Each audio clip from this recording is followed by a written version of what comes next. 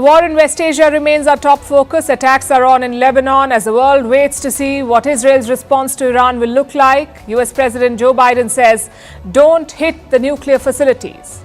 But will Netanyahu listen to him? Meanwhile, Tehran is gearing up its proxies, what they call the axis of resistance, and trying to rally the Muslim world to support it. Where do the Gulf states stand? Whose side will they pick? We're also bringing you two exclusive interviews tonight with the ambassadors of Iran and Israel in India. We asked them a bunch of common questions and got diametrically opposite responses, which shouldn't be surprising, I suppose. But it makes for a gripping contrast.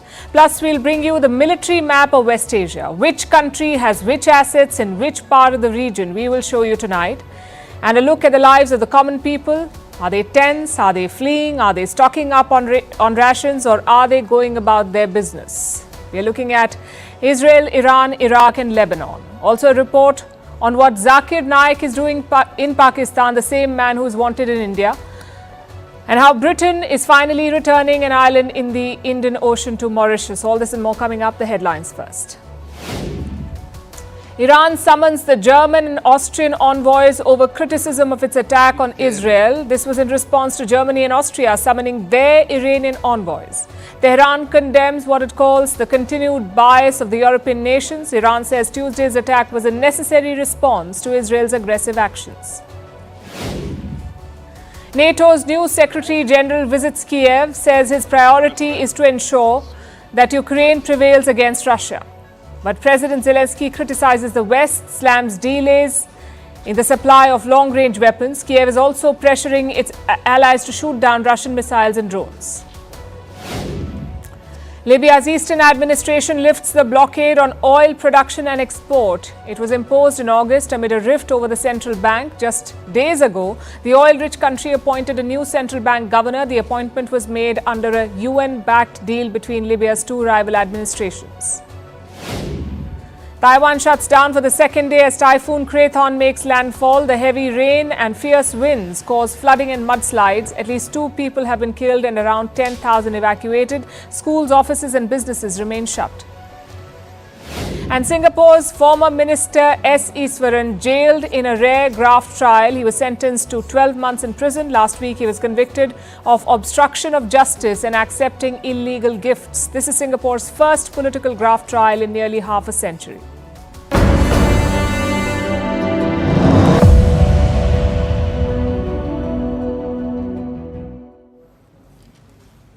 Israel could attack Iran at any moment now. Global tensions are mounting, oil prices have shot up and the stock markets are down. In India, both the Sensex and the Nifty closed the day's trade in red.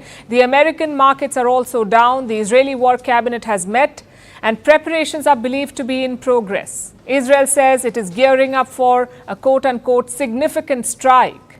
In the meantime, the ground offensive in Lebanon is intensifying. Take a look at this first.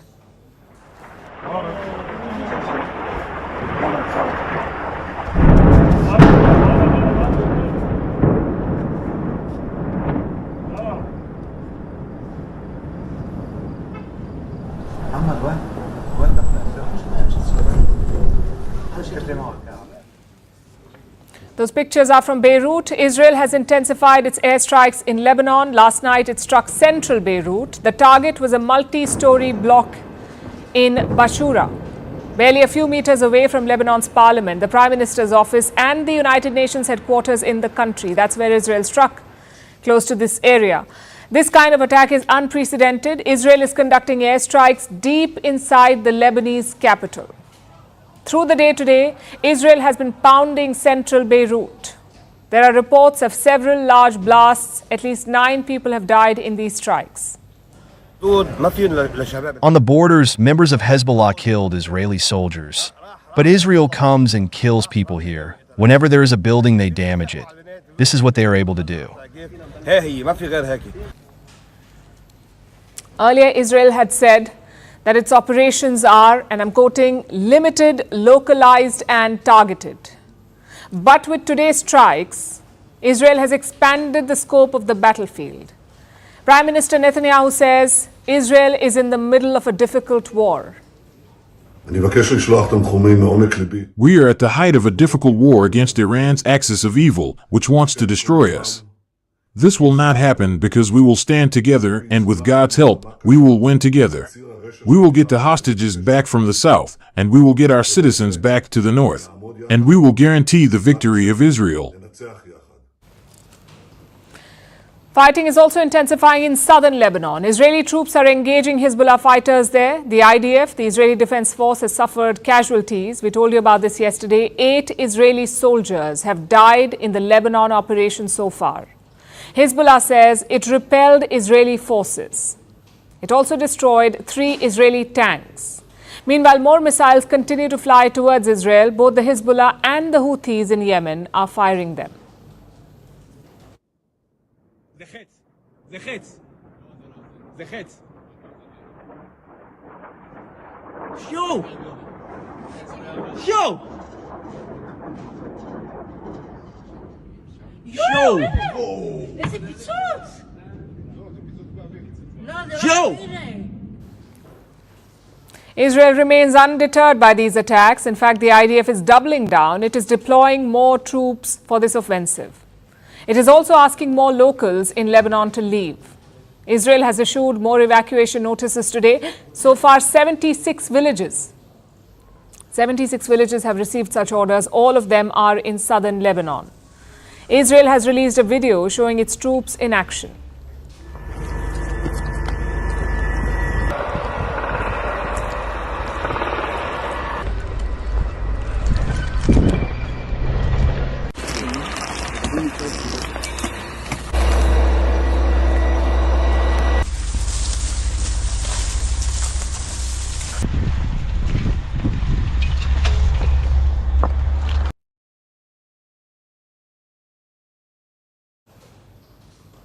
So Israel has no plans to back down in Lebanon. It is also assessing the damage from the Iranian attack 2 days ago.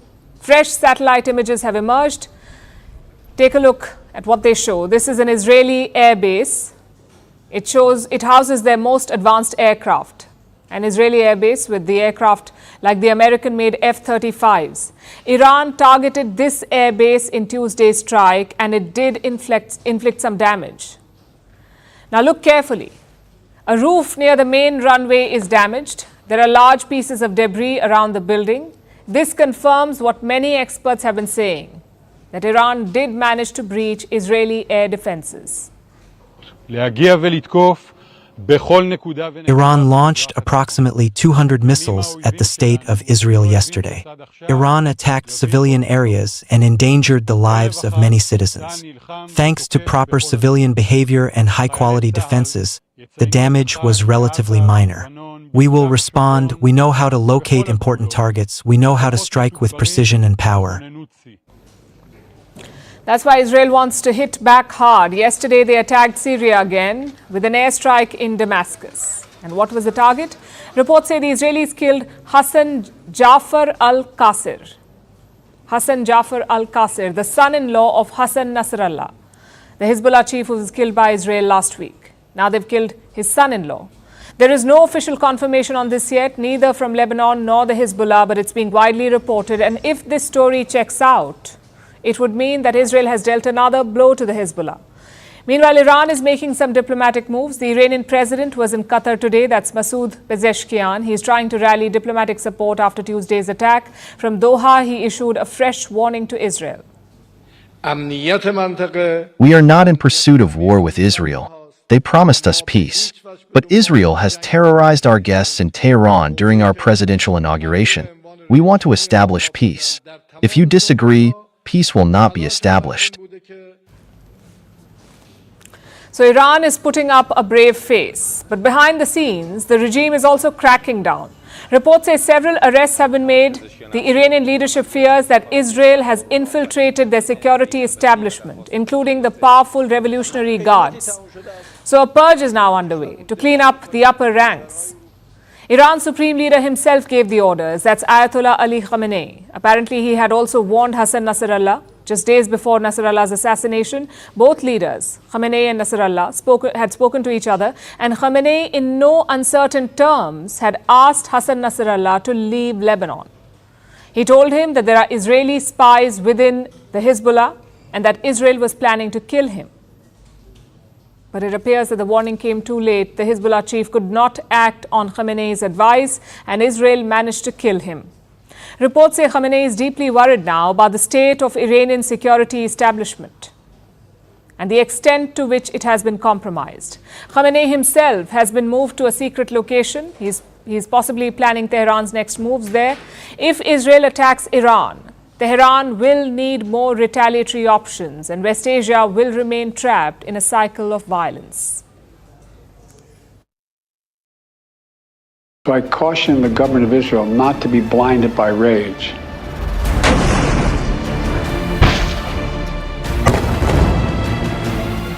It would be a mistake for Israel to occupy Gaza again.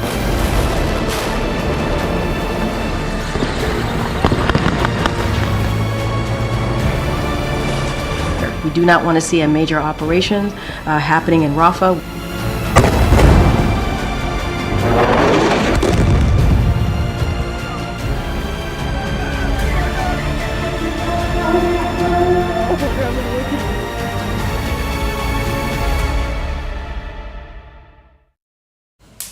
That's been the story so far. Biden draws a red line, Israel crosses it with no consequences.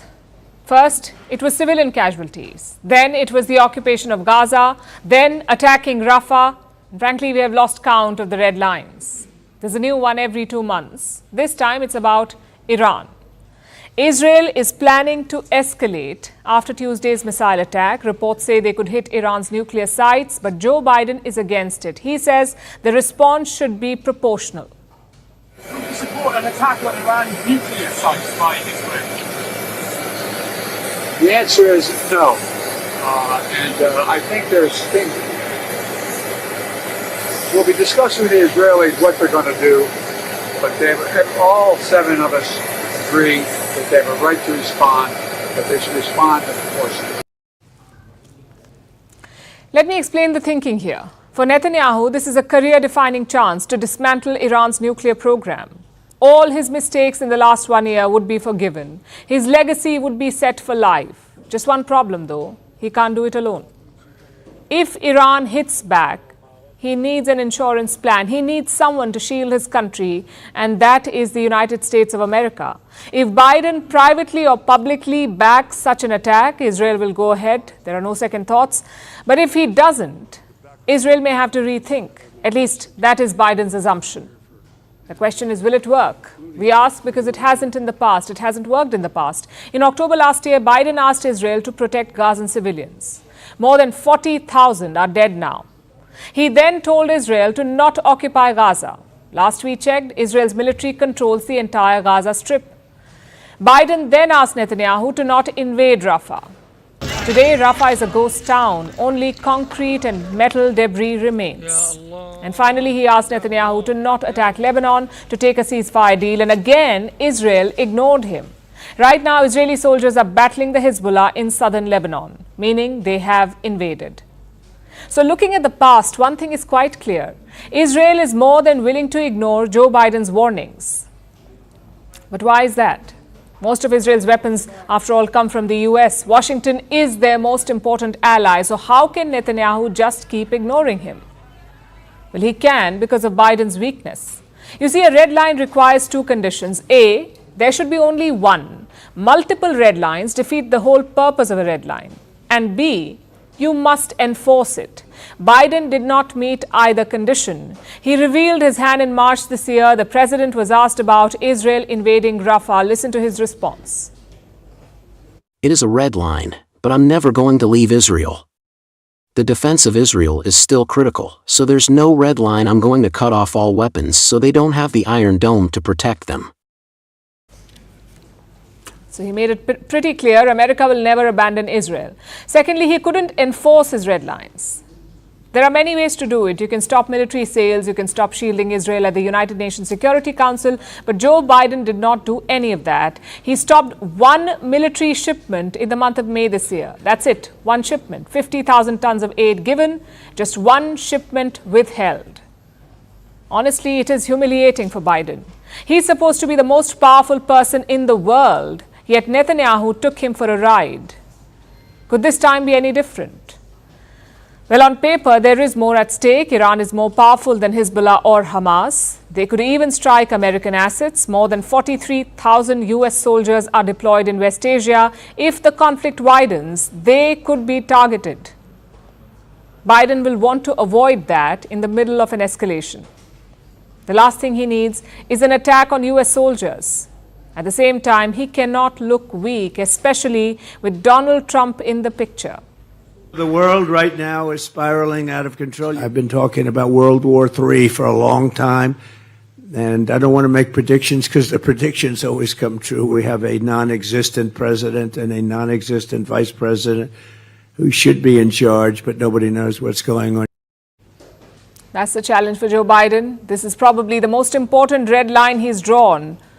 But is he willing to enforce it? Netanyahu is reportedly planning to escalate within days. So we'll have the answer soon.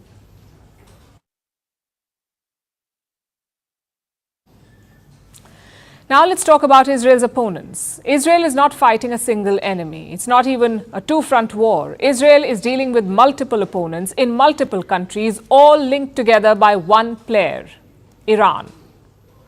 Israel has the latest weapons, unmatched intelligence, and American support.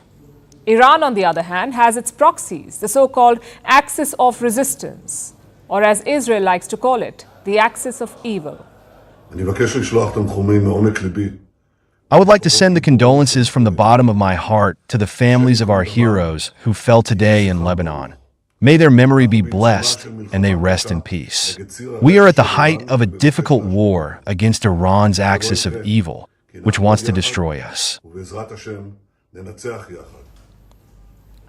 Yesterday, Netanyahu sent his condolences to the families of 8 Israeli soldiers who died in Lebanon. They were killed during the ground operation in Lebanon's south in an on-ground battle against Hezbollah. On the other side, you had Hezbollah doing some chest thumping.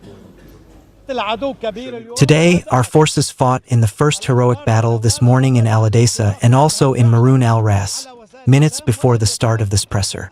What happened today is only the beginning of what awaits the occupation forces. The leadership of Hezbollah will follow the promise of the Sayed Nasrallah himself and will rebuild in a way that will be better and more beautiful than they were before. Hassan Nasrallah is dead. But that does not mean that the Hezbollah is down and out. They still have thousands of fighters, tens of thousands of rockets, which they continue to fire into Israel. Yes, Israel has the upper hand, but invading Lebanon won't be easy, no matter the technological advantage. Ask the Americans how their occupation of Afghanistan went against the apparently backward and impoverished Taliban. It shows you how hard it is to occupy foreign territory with a hostile population. And while Israel marches north, it also has to watch the south for Iranian proxy number 2, the Houthi rebel group. The Air Force of the Yemeni Armed Forces carried out a military operation targeting a vital target in the Jaffa area in occupied Palestine using a number of Jaffa-type drones. The operation successfully achieved its objectives, by the grace of God, with the drones reaching their targets without the enemy being able to intercept or shoot them down. The Houthis were once considered bit-part players in the region. Their influence was limited to Yemen, where Iran had been fighting a proxy war with the Saudis. But then the October 7th attack took place, and the Houthis started attacking ships in the Red Sea. That is how they shot to international fame. And even now, they're sticking to this tried and tested strategy. They have warned of what they call a new phase of their campaign. They're actually sending emails to shipping companies, warning them to steer clear. The reason is obvious. They want to disrupt trade. It's not about sinking ships. The Houthis just want to cause problems for Israel any way they can. The Houthis are also firing missiles and drones at Israel. But this isn't as effective as the Red Sea attack. So barring the odd drone here or there, they leave the conventional fighting to the other proxies. The Yemeni armed forces salute the heroic Mujahideen on the fronts of Gaza and the West Bank, as well as the fronts of Lebanon and Iraq, and affirm their continuation in carrying out military operations against the Israeli enemy until the aggression is stopped and the siege on the Gaza Strip is lifted, as well as stopping the aggression on Lebanon. Let's look at all these different fronts that he mentioned. You have two proxies in Gaza. It's not just Hamas. You also have the Palestinian Islamic Jihad, or PIJ. Now, these two groups operate independently, but sometimes they do come together, like we saw during the October 7th attack last year. That's one. Then there's the Hezbollah in Lebanon, the most powerful of Iran's proxies. Next door in Syria, you have the Popular Front for the Liberation of Palestine, or PFLP. It was officially a political party like Hamas and Hezbollah, but it also has its own armed wing, the Abu Ali Mustafa Brigades. They are among a number of Iran-backed militias in Syria, which is why you see Israel bombing Damascus every so often. Then there is Iraq, where you have the Popular Mobilization Forces. This is a coalition of armed groups with various mandates and operations, but among them you have anti-Israel factions like the Kataib Hezbollah, which is another Iranian proxy. And rounding off the list are the Houthis in Yemen. So that's what Israel is dealing with. Iran-backed groups in Lebanon, Gaza, Yemen, Syria and Iraq. They make up the axis of resistance or evil, depends on who you support.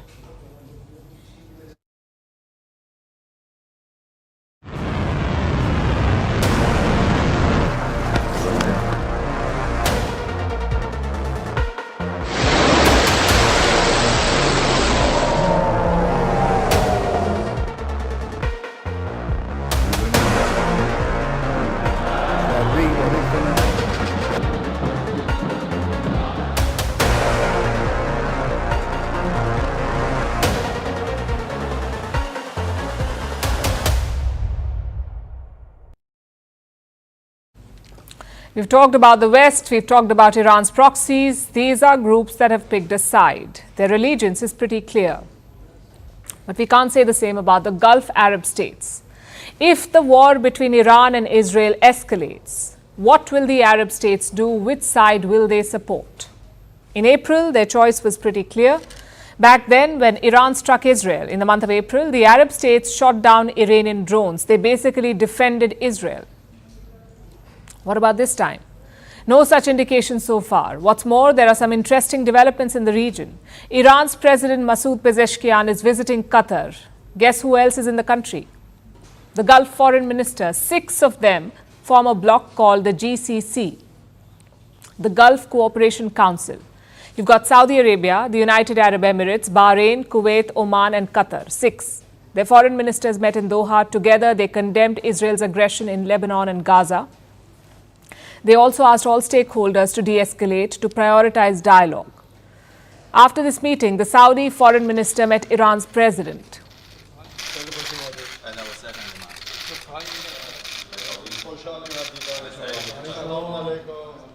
The Saudi foreign minister and the president of Iran, they exchanged a handshake. They even held delegation-level talks. Pezeshkian called Saudi Arabia a brother nation. Now, his intentions are quite clear. Israel could strike any moment, yet he flew all the way to Doha and held these meetings. He's trying to rally the Muslim world. He wants to see if he can count on the Arab states. Well, can he? Let's look at the dynamic. Iran and the Arab world have traditionally been rivals. Iran is a Shia Muslim country. The Gulf Arab states are Sunni Muslims. So the rivalry was religious and political. But right now, relations are at a good place. China brokered a normalization deal between Saudi Arabia and Iran, and since then, ties have improved. Last year, Iran's president visited Saudi Arabia for talks. Even the new president, Pezeshkian, was congratulated by Riyadh. So the Arab states have no reason to rock this boat, to disrupt this reset. They mainly have 2 priorities. One is Palestine, the other is business. That's all that they care about. Most Arab people support Palestinian statehood. The war in Gaza has been traumatic for them. So the Gulf rulers cannot abandon the cause so easily. At least in public, they must put up a facade. Secondly, a lot of money is at stake. Iran sits on a very important trade route, the Strait of Hormuz.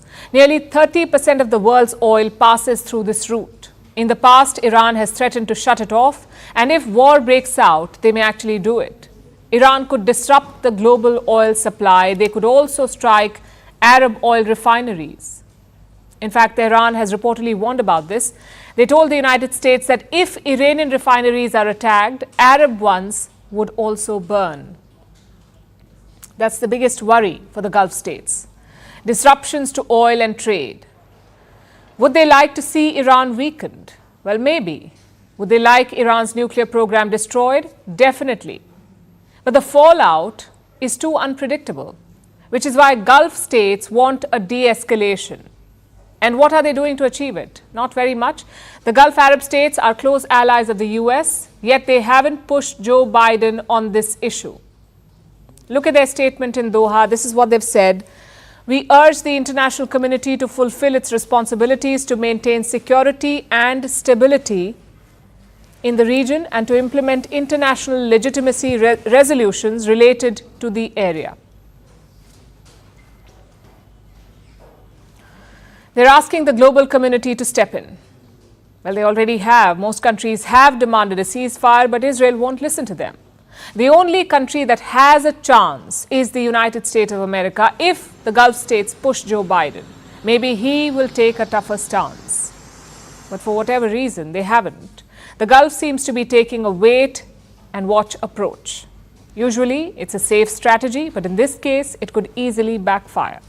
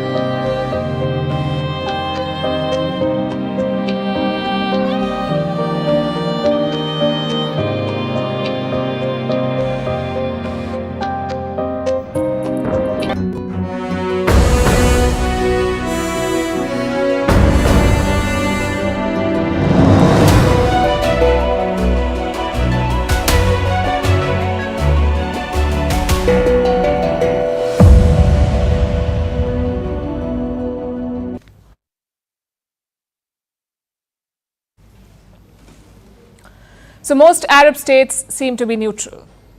Why do you suppose that is? Well, no one likes war, especially if you're focused on the economy, but there may be another reason. You see, all the Arab nations in the Gulf have something in common. They've all partnered up with the US for security. And all the petrodollars, no doubt. These partnerships have allowed the US to build bases all over the place and station thousands of troops in the region. As we speak, the Americans have more than 43,000 boots on the ground. And more soldiers are on the way. Where are they headed? Well, here's a map of the region. And these are the American military sites in the area. There are a lot, both permanent bases and makeshift sites. The smaller sites are all over the place, even in Arab nations which are sympathetic to Iran. Countries like Iraq and Syria. The Americans have bases there too. Then there are bases in Jordan, Saudi Arabia, Egypt and Oman. As you can see, the US has troops practically everywhere. Troops, jets, drones, ships, you name it. It seems every Arab country has made some deal or the other with the Americans. The largest concentration of bases is in Kuwait. There are 5 bases there. And about 13,500 permanently deployed troops, mostly at Camp Arif Jan and the Ali Al Salem Air Base. Those were the numbers from 2021 before the latest conflict, so expect additional deployments right now. Now, Kuwait is at Iran's doorstep. That is why it makes sense for the Americans to boost their presence there.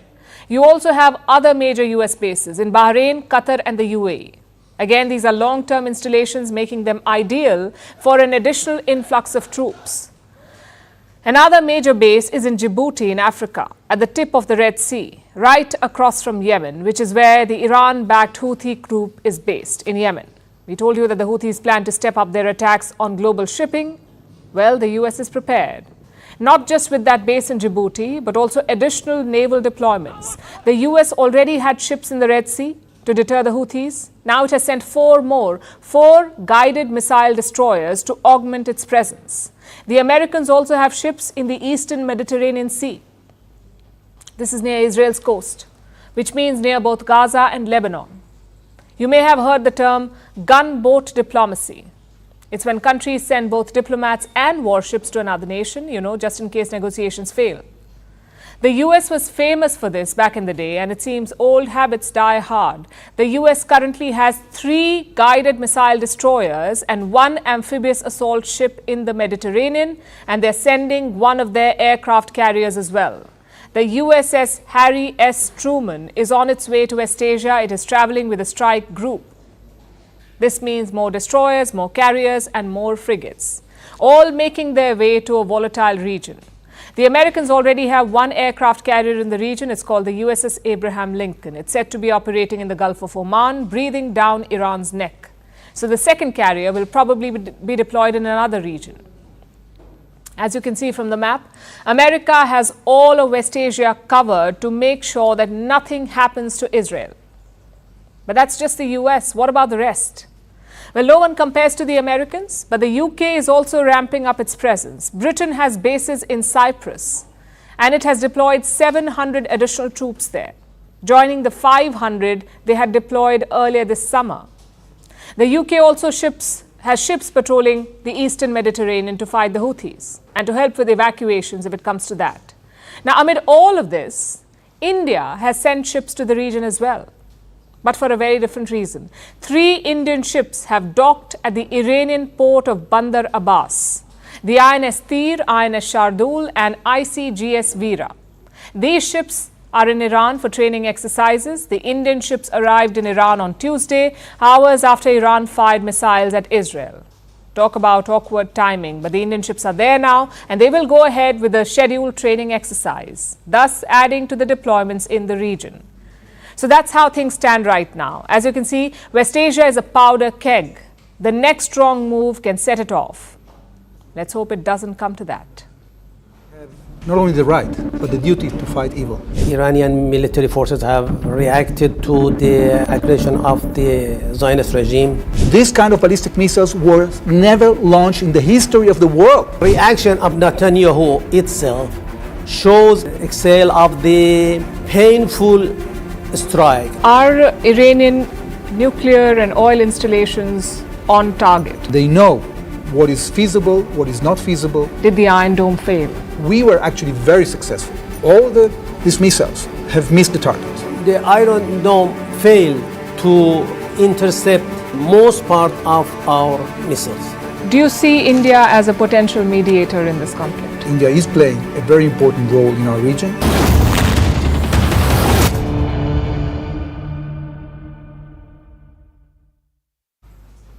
Wars are not just fought on the battlefield, they're fought over the airwaves too. I'm talking about the battle of narratives, and the recent face-off between Israel and Iran is no different. We've heard different versions from both sides. Iran says the attack was successful. Israel claims that it was defeated. Such narratives often play out on different platforms, but we decided to merge it. Today we interviewed the Israeli ambassador to India and the Iranian ambassador to India. We spoke to them about the same issues and narratives, like did the Iron Dome fail? How will this war end? And what is India's role? The answers they gave tell you what the root issue is, a divergence in world view. The first question was about the recent missile attack. Did Israel poke Iran into attacking? And if so, what was Iran's main motive? Listen to what the ambassador said. We are sorry that enough pressure wasn't put on the Iranian regime, because we sent messages, multiple messages, through many countries, including India. To Iran? To Iran. Saying what? Saying that they shouldn't attack Israel because the price will be dear. They are the only country in the world, I don't know if you know that it has sworn to destroy another country. That's completely unacceptable. And they are pursuing this path systematically. When we put in danger their path by removing their tentacles of this octopus from the region, then they decide to attack directly. That's their true face. We are happy because Iran has reacted. Iranian people are happy because Iranian military forces have reacted to the aggression of the Zionist regime, assassination of Khamenei inside Iran, in the territory of Iran, and assassination of Secretary General of Hezbollah, who is a close and valuable friends of Iran, and a military advisor of Iran in Lebanon. A big question now is, how will Israel respond? Some reports say it may target Iran's nuclear sites. I put this question to Israel's envoy. Understandably, he was reluctant to reveal much, but the Iranian envoy did answer. He warned of a much bigger escalation. I'm not going to get into specifics. This is up to the Israeli government to decide. There are capabilities that we may have, we may not have. I'm not going to speculate about that. I don't have the information. At the end of the day, the government of Israel has the right information, and they know what is feasible, what is not feasible, and I'm not going to answer at this point instead of them because I don't know. If it do anything against Iranian nuclear issue, nuclear infrastructure or nuclear building, or Iranian oil industry, the reaction of Iran will be more painful for Israel. And as Supreme Leader promised and officially mentioned, the strike will be very, very strong. What does that mean? Now to the cause of this escalation, the missile barrage on Tuesday. You may have seen the pictures of missiles thudding into the ground. Does that mean that Israel's air defenses failed? Did Iran really punch through the Iron Dome? Again, two very different answers from both the men. We were actually very successful because, first of all, despite the fact that they fired that, the only tragic result was the killing of an innocent Palestinian in Jericho, a Palestinian from Gaza. And all these missiles have missed the target. They didn't damage any military installation, and they fell on open areas, on places that are completely, completely non-lethal, and they didn't hit the targets that they were intended to hit. You can see the explosion of strikes in different parts of Israel, or we call it occupied territory of Israel. So I think the reaction of Netanyahu itself shows and proves the extent and scale of the painful strike. According to our assessment, the Iron Dome failed to intercept most part of our missiles. Then came the most important question. How will this war end? Israel's ambassador spelled out 3 main objectives in Gaza, in Lebanon and in Iran. He did not say how they would be achieved. But that's been Israel's style. Keep everyone guessing. The Iranian ambassador flipped our question, though. He predicted a very different end to the war. First of all, we want our hostages back from Gaza, and we want to prevent Hamas from rearming and regrouping. We already have most of our residents in the south back in their homes. In the north, we want to bring safely our population back to their homes by removing the infrastructure that Hezbollah has prepared on the other side of the border to attack them in order for them to feel safe to go home. And we want to make sure that the Iranians will not launch attacks like that again in the future. Netanyahu, it is better to reverse the question. You know, let's think about the regime change in Israel. You know, Netanyahu has hijacked the people of Israel, hijacked state of Israel, hijacked the whole region, hijacked United States by continuation of this war, So I hope that, and I believe that it is not too far, that this war will lead to the collapse of coalition in the Israel. Of course, to end the war, someone needs to mediate. And that someone's been missing in West Asia. Last week, India's foreign minister suggested that New Delhi could help out. Israel welcomed that offer, but Iran's ambassador said something interesting. He said Tehran hasn't had many discussions on Gaza with India. Why? Listen in. Pleased with the fact that India has a clear message when it comes to fighting terrorism. And we understand why many of our friends are concerned. We are actually following this very closely, and we are engaging, not only with them, but also with other international players and agencies to supply humanitarian assistance to the Gaza Strip, to make sure that people do not suffer hunger or medical difficulty. To the best of my knowledge, India hasn't been involved in offering specific ceasefire deal. I think that India is playing a very important role in our region. I think that what India is offering the region actually should be grabbed by the countries of the region, because India is a rising power. India is becoming one of the most important economies in the world. India has a lot of things to offer to our region in trade, in manufacturing, in commercialization, in innovation.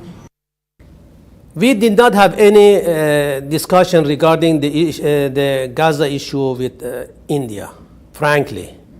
And we hope that we could, we hope that we had such this dialogue, because India is an influential country in the world and has good and close relation with Israel and could use its influence. This is one point. Second point is sorry, but why didn't you have the conversation if you think you should have had it? We did not feel such this readiness. We just witnessed or heard some official position, official stance from high-ranking Indian authorities. Another issue that we believe that Hamas is not terrorist. Hamas is a resistance group. Another possible mediator is China. They have been siding with Palestine. They've also brokered a peace deal between Hamas and the Palestinian Authority. So naturally, Israel's ambassador is not thrilled. But that's not the surprise. Despite being a partner, even Iran wasn't thrilled about China's role. Their ambassador says Beijing hasn't really presented a concrete peace plan. They've been so far friendly to us. I think their approach on the international stage when it comes to the Palestinian question, another question, is wrong. And we've been telling them that. We have been criticizing their approach. We have this dialogue with them. You know, China's priority is economy now. Still, China is rising and is advancing United States in different fields of technology and economy. China, until now, we did not witness any efficient or practical proposal from China regarding the tension regarding Gaza or Palestine or Israel. Besides this, China has good relation with Israel too. So do you count it among your friends? You know, friends are not, you know, friends and hostility. Friendship and hostility is not something, it's a binary 0 and 1. It could be in some cases you are friend, in some cases you have different idea, in some cases you are competitors, in some cases you may stand against each other. So China generally is our friend.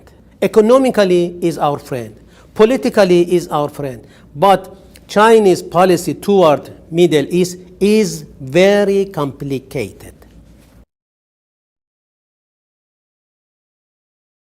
With all this talk about West Asia, we sometimes forget that chaos can erupt anywhere. It's something that India knows well. After all, India neighbors Pakistan, South Asia's terrorist summer camp. Well, it seems the camp is in session and they've invited special external faculty in the form of Zakir Naik. Naik is a televangelist who is wanted in India. He is wanted for money laundering and inciting hate between communities. While most countries think that second part, inciting hate, is troubling, Pakistan seems to view it as bona fide credentials. The Pakistani government itself extended an invite to Naik, asking him to tour the country for a month and give sermons all across. Yesterday, Zakir Naik met Pakistan's Prime Minister Shehbaz Sharif. Sharif lauded him for his work. And he even said that he had personally benefited from Zakir Naik's lectures. I don't know what's worse, the tone-deaf optics or the fact that Pakistan's Prime Minister is wasting time watching televangelists. But maybe that's not so surprising. After all, their real power lies with Pakistan's army. Perhaps they encourage their pocket politicians to watch TV and stay out of the way. But jokes aside, this isn't a great look. Zakir Naik is a wanted man. He's accused of inciting hatred and inspiring terrorists. A terror attack took place in Bangladesh in 2016. 22 people were killed at Dhaka's Holy Artisan Bakery. 5 people were arrested for the massacre, and at least one of them said that he was inspired by Zakir Naik, that he was a regular viewer of Naik's TV channel. It is called, and I'm not making this up, Peace TV. India swung into action after that attack. The channel was banned, so was Naik's foundation. It's called the Islamic Research Foundation. Investigations found that Zakir Naik was using both to launder money. Meanwhile, Bangladesh banned Naik as well. He's also banned in the UK, Sri Lanka and Canada. So it isn't just India that thinks that he's dangerous. And the most telling is the ban in Bangladesh, a Muslim majority country, because they saw firsthand how dangerous Zakir Naik can be.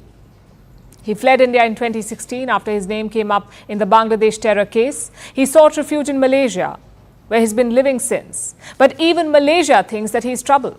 In 2019, Naik was banned from giving speeches in Malaysia. He was picked up by the police there for inciting racial tensions. He told Malaysians of Chinese descent to go back to China. He questioned the loyalty of Malaysian Indians, and this sparked outrage in the country, leading to the gag order.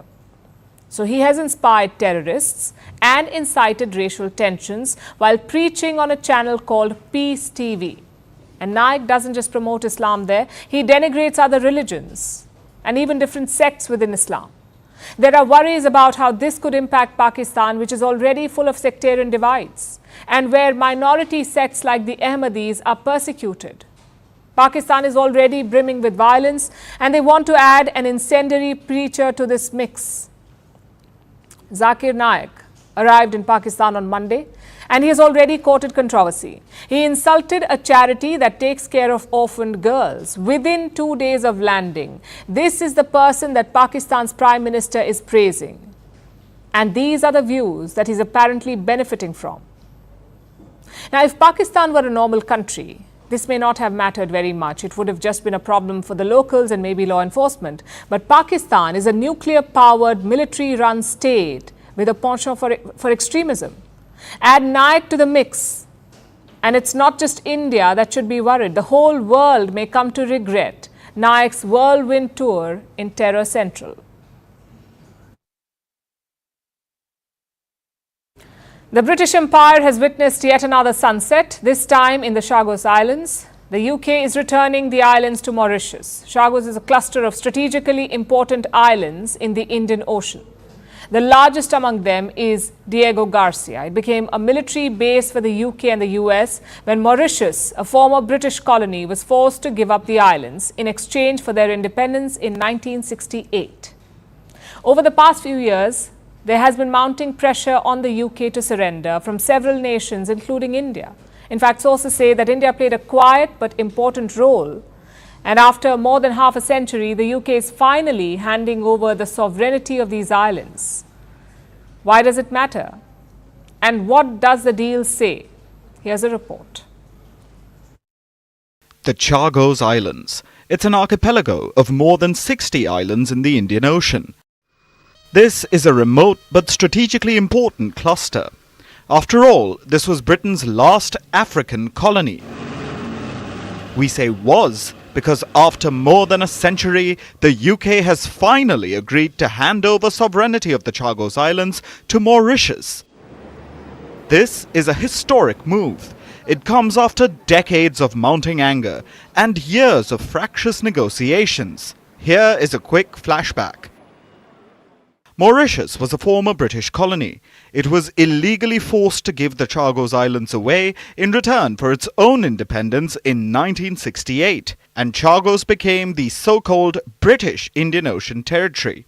Back then, the British negotiated a secret deal with the US.